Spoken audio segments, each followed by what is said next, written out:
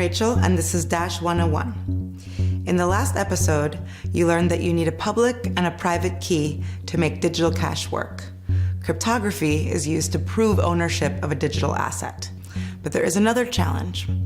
In the digital realm, a copy is as good as the original. This is great for music or video files, but for money, it's a problem. Imagine if I had one digital coin and I send it to my friend Alice. But hey, it's digital, so I can make a copy of it and also send it to Bob, and to Charlie, and to Doris, and to Eric, and Flora. I would be a rich girl. I could just copy my digital coin endlessly. Well, no, money doesn't work like this. Remember what we said about the monetary system in the first episode? If the money supply grows and grows, but the amount of goods and services you can buy with it stays the same, prices will and must go up. We would have hyperinflation like in Germany in the 1920s or in today's Venezuela. So if we could easily copy digital cash, it would be as worthless as the Reichsmark or the Bolivar. Good money has to be scarce as gold or silver. The question is, how can you prevent me from just copying my digital coin endlessly? Well, there needs to be some kind of register where everyone could look up that I own this digital coin. And once I sent it to Alice, everyone should know that I don't have it anymore. But if this register was on some central server, we would have to trust the ones who run it. And remember, we want a system without a central institution, a system in which we do not have to trust anyone.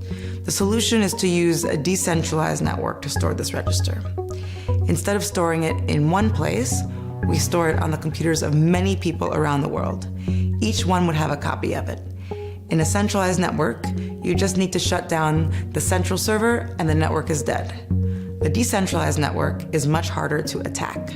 The information is stored on many nodes. You would have to shut down all of them, which is nearly impossible. Now the only problem is, how do you keep such a decentralized register up to date? When I send my coin to Alice, we want the whole network to know that I don't have that coin anymore, but Alice owns it now. This is where the blockchain comes into play. Why is it called blockchain? Well, because the transactions are stored in so-called blocks, which form a chain. Now, how does that work? If I send my coin to Alice, my digital wallet tells the whole network that I want to do this. My digital signature proves that I have the right to send this coin to Alice. The transaction then gets stored in a list. A block is just that, a list of transactions which has a number and a timestamp.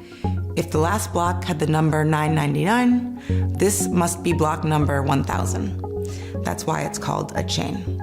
The blocks are lined up in chronological order. The timestamp shows the moment when I am no longer the owner of this coin, but Alice now is. All transactions that have ever been made in a digital cash system are stored in its blockchain. Everyone can look up the whole transaction history. Well, of course you don't see my name and Alice's name in the public register. I wouldn't want everyone to know how much money I own. What you see in the blockchain are the cryptographic numbers that we have talked about in our last episode. This is my public address, and this is Alice's. They are both long strings of letters and numbers. Fortunately, we don't have to memorize them. Computers are good at that.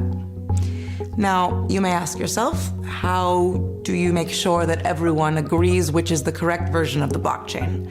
And who has the right to update it? We'll answer these questions in our next episode.